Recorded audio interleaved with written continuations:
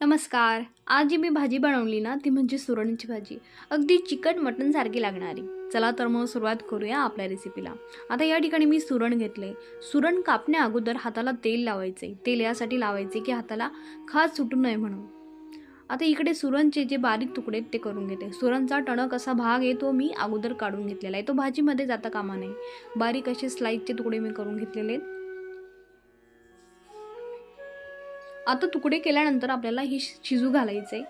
कुकरमध्ये पाणी घालून त्यामध्ये हळद घालायची आहे, मीठ घालायचं आहे आणि कापलेलं सुरण आहे त्यामध्ये आपल्याला टाकायचं आहे. एक शिट्टी घ्यायची. एक शिट्टीमध्ये जे आपलं सुरण आहे ते पूर्णपणे तयार होतं आहे.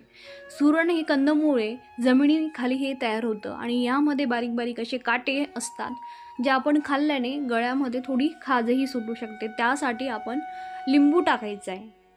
आता इकडे मसाला तयार करून घ्यायचा आहे. मसाल्यामध्ये बारीक असं खोबरं पिसून घ्यायचं आहे. त्यामध्ये 2-3 काजूचे तुकडे, अद्रक, लसूण, कोथिंबीर आणि जिरं आपली बारीक हा मसाला तयार करून घ्यायचा आहे. बारीक अशी पेस्ट तयार करून घ्यायची. ह्यामध्ये आता अर्धा टमॅटो मी घेतला आहे, याची ही प्युरी तयार करून घेते. आता इकडे तयार केलेलं जे शिजवलेलं सुरण आहे ते तयार झालेलं आहे.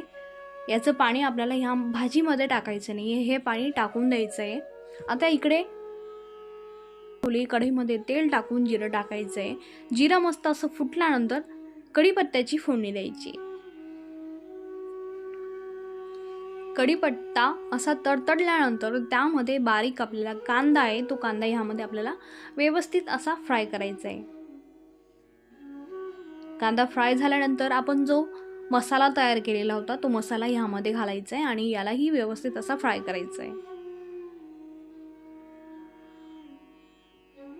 ह्यामध्ये टोमॅटोची जी प्युरी होती ती प्युरी मी यामध्ये घालते.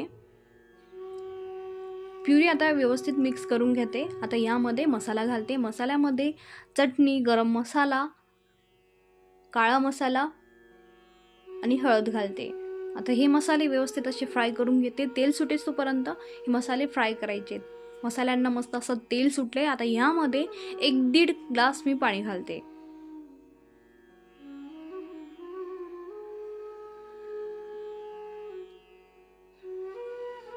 पाणी घातल्यानंतर यामध्ये चवीनुसार मीठ घालायचे,